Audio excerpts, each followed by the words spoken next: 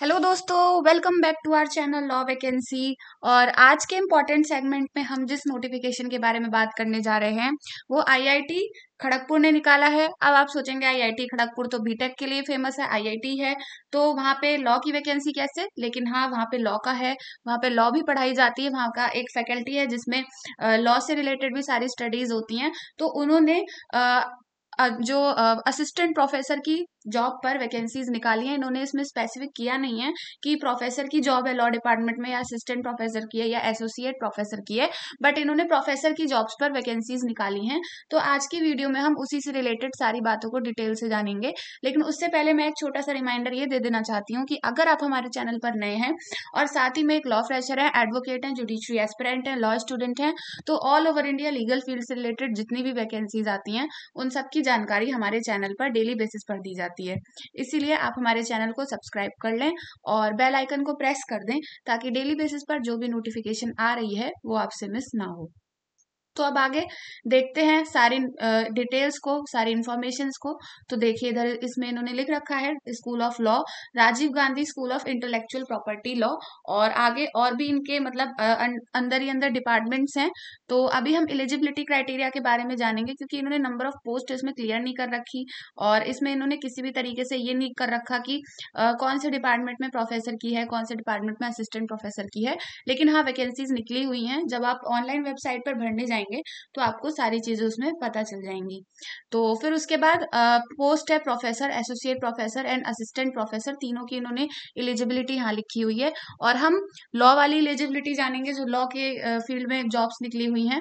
तो qualification for the post in Rajiv Gandhi school of intellectual property law, तो इसमें आपके पास पीएचडी की डिग्री होनी चाहिए फर्स्ट क्लास, और इक्विवेलेंट इन एलएलएम मास्टर की मतलब एलएलएम की डिग्री होनी चाहिए और एलएलबी की डिग्री होनी चाहिए with a good academic record through out.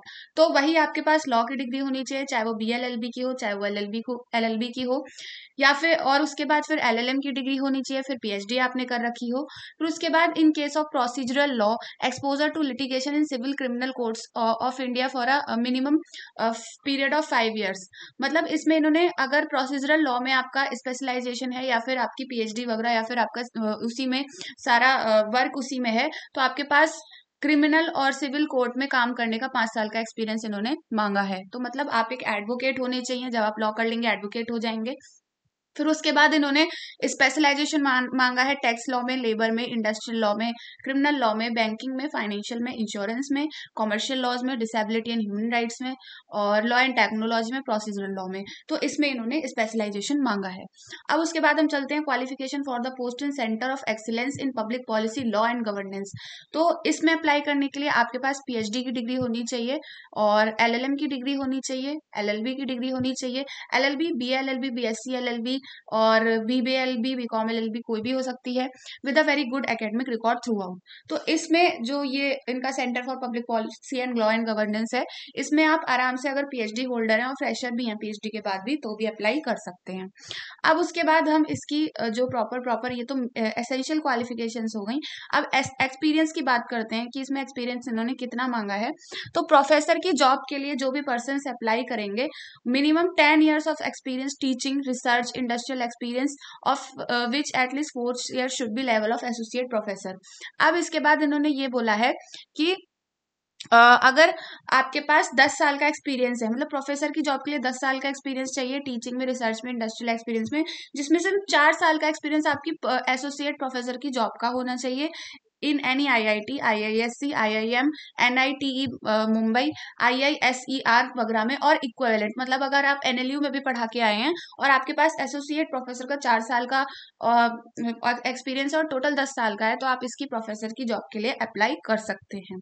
फिर उसके बाद एसोसिएट प्रोफेसर की जॉब में मिनिमम 6 year एक्सपीरियंस मांगा है टीचिंग टोटल और रिसर्च, इंडस्ट्रियल एक्सपीरियंस वगैरह का, और 3 साल का एक्सपीरियंस आपका मांगा है as a assistant professor in IIT, IISc Bengaluru, IIM और एनआईटीई मुंबई, आईआईएससीआर और वही इक्विवेलेंट। तो इसमें जाहिर सी बात है एनएलयूज भी आ जाते हैं, तो आप इसके लिए अप्लाई कर सकते हैं। फिर असिस्टेंट प्रोफेसर ग्रेड 1 की जॉब के लिए आपके पास टोटल 3 साल का एक्सपीरियंस होना चाहिए, रिसर्च, इंडस्ट्रियल एक्सपीरियंस एक्सक्लूडिंग मतलब इसमें आपका experience gained while pursuing PhD.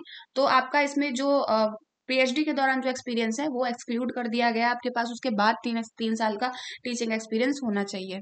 फिर असिस्टेंट प्रोफेसर ग्रेड सेकंड की जॉब के लिए candidates with less than 3 years experience may be appointed on contractual basis. मगर अगर आपके पास 3 साल से कम का एक्सपीरियंस है, 1 साल का, 1.5 साल का, तो आपको कॉन्ट्रेक्चुअल बेसिस पर रखा जाएगा ग्रेड सेकंड की जॉब पर। और एंट्री लेवल पर आपको लेवल 10 की सैलरी मिलेगी 70,900 और 84,800 वगैरह। और फिर उसके बाद जैसे जैसे आपका आगे एक्सपीरियंस बढ़ता जाएगा, 3 साल आप पूरे कर लेंगे तो आपको इसमें परमानेंट इसमें कर दिया जाएगा। तो इस तरीके से ये इन्होंने जॉब का सारा डिस्क्रिप्शन बताया है कि आपके पास एसेंशियल्स क्या होने चाहिए, एक्सपीरियंस क्या होने चाहिए। तो ये जॉब परमानेंट बेसिस की है और एक्सपीरियंस बेस्ड जॉब रहने वाली है। फिर उसके बाद प्रोफेसर की जो जॉब है उसकी जो सैलरी रहेगी वो आपकी टोटल, इसमें इन्होंने वही लिख रखा है 2,48,931 करके इसमें सैलरी वगैरह रहेगी। एसोसिएट प्रोफेसर की वही 2,19,000 समथिंग रहेगी। असिस्टेंट प्रोफेसर की इसमें 1,60,803 वगैरह इसमें सैलरी रहने वाली है। तो इस तरीके से आपका ये इसमें सारे बता दिया गया है।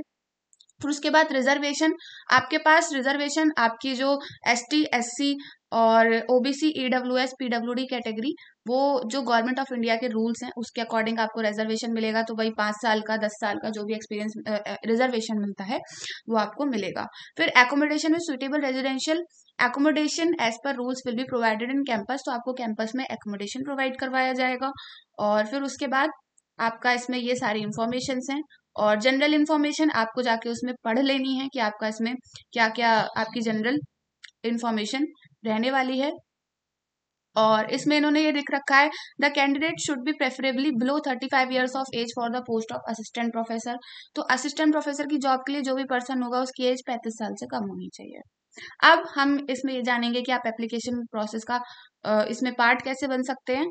तो सबसे पहले मैं आपको बता दूं कि आपको इसमें ऑनलाइन अप्लाई करना है। ये आपका इसमें लिंक दे रखा है। और इसमें अप्लाई करने की जो लास्ट डेट है वो 31 जनवरी 2025 है। फिर उसके बाद hard copy of application is not required. Candidates are requested to upload PDF files of all degree certificates, testimonials, caste certificate, age proof certificate as file attachment at an appropriate place.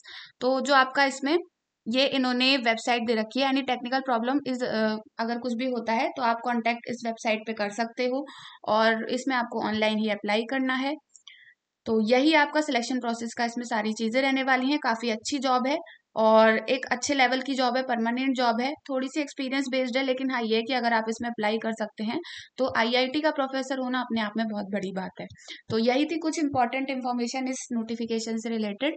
और अगर आप इस notification को हमसे detail से लेना चाहते हैं या इससे रिलेटेड आपकी कोई भी क्वेरी है तो आप हमारे टेलीग्राम चैनल पर जाकर पूछ सकते हैं और इस नोटिफिकेशन को वहां पे देख भी सकते हैं। याद रखिएगा इसमें कोई भी पोस्ट नहीं बताई गई है क्लियरली, तो मैं भी यहाँ नहीं बता पा रही हूँ। वो आप जब एप्लीकेशन फॉर्म फिल करेंगे आपको तब पता चलेगा। और आज की वीडियो में इतना ही। मिलते हैं नेक्स्ट वीडियो में नेक्स्ट नोटिफिकेशन के साथ। Thank you for watching.